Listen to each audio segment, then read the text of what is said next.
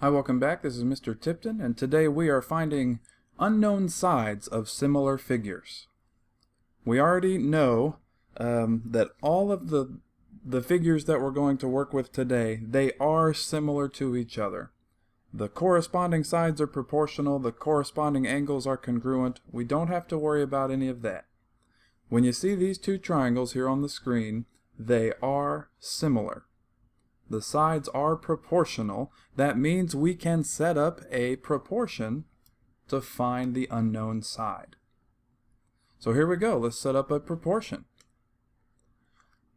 When doing a problem like this, I like to keep my numbers from the figure on the left side of the proportion. So on the left side, we've got 10 inches, and we have 12 inches. On the right side, we've got 5 inches and X, but how do I know where the 5 goes and where the X goes? Well, because your corresponding sides, oh, that was ugly. Let's try that again. Your corresponding sides have to go next to each other horizontally. Okay, that's what I was trying to do, is color that side. The 10 and the 5 are corresponding sides. So those numbers have to go next to each other horizontally in the proportion. Same thing with the 12 and the X. They're corresponding sides. They're both on the bottom of the triangle. But because they're corresponding, they're going to go next to each other horizontally in the proportion.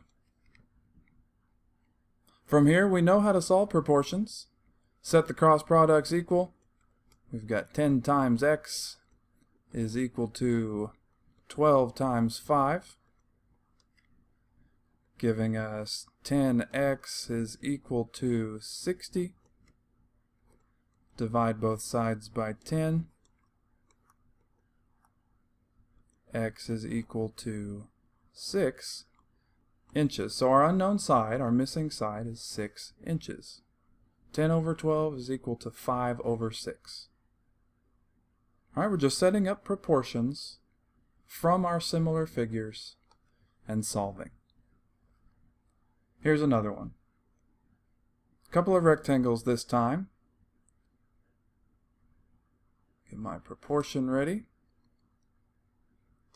In my left figure, we have 60 feet and X feet. And again, I'm going to keep my corresponding sides together.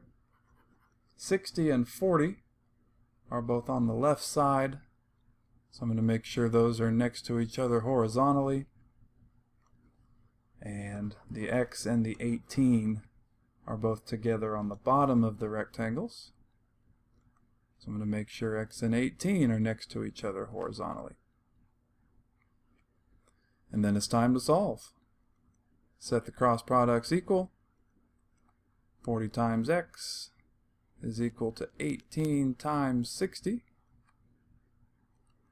40 times X is 40X.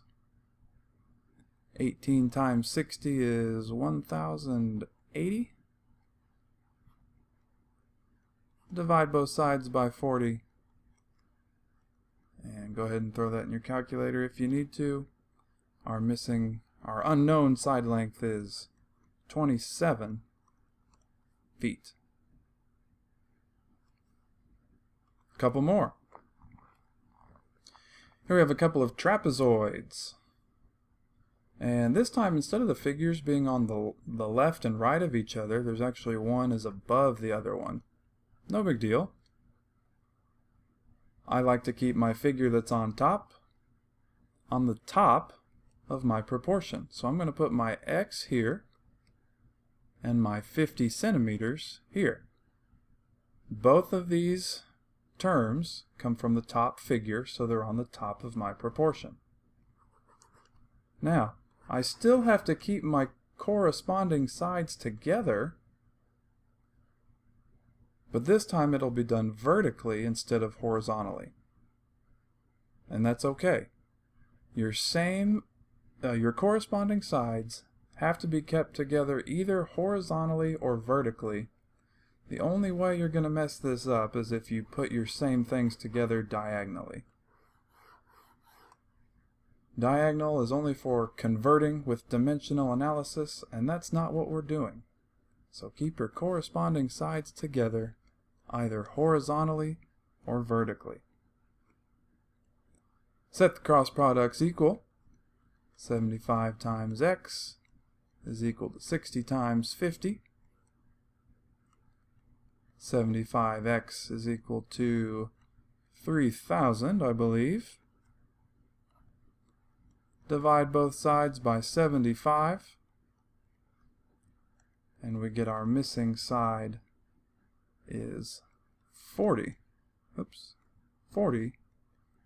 centimeters. So there were a few with pictures. Now here's a word problem. Roger is 5 feet tall. His shadow is 3 feet long. The shadow of a nearby tree is 12 feet long. How tall is the tree? What I like to do when there's not a picture and I have a problem like this is I like to draw a picture. Alright, here's Roger. Here's Roger. Head, feet, arms. There we go. Roger. What do we know about Roger? He's 5 feet tall. What else do we know about Roger? We know that his shadow, okay, so if the sun's up here, there's the sun. His shadow is 3 feet long.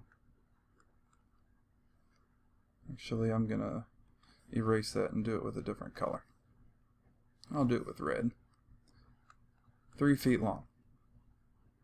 Now we've got a nearby tree that's taller than Roger. Okay, so here's a tree. Tree. There we go. Good looking tree. And what do we know about the tree? It says the shadow of the tree is 12 feet long. Okay, so here's the tree's shadow. It's 12 feet long. I've got both of my shadows in red. They're on the bottom.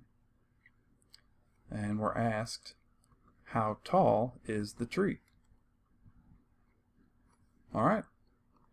Set up a proportion to find the unknown length. On the left we've got Roger. He's 5 feet tall. And he's, let's see, that's his height. And then his shadow is 3 feet long. S for shadow. And on the right side, we don't know the height of the tree, but we do know that its shadow is 12 feet long. Alright, so I've got Roger on the left, I've got the tree on the right, I've got their heights on the top, and I've got the shadows on the bottom. Keep your same labels together, horizontally and vertically. As long as you don't do it diagonally, you should be in good shape. 3x is equal to 60. Divide by 3, both sides. X is equal to 20. Real world problem needs a good sentence answer. The tree is 20 feet, 20 feet tall. Okay, so we can do it with word problems too. I recommend drawing a picture. It's so much easier to label a picture and then build your proportion. Alright, that's it. If you have questions, write them down. We'll see you soon.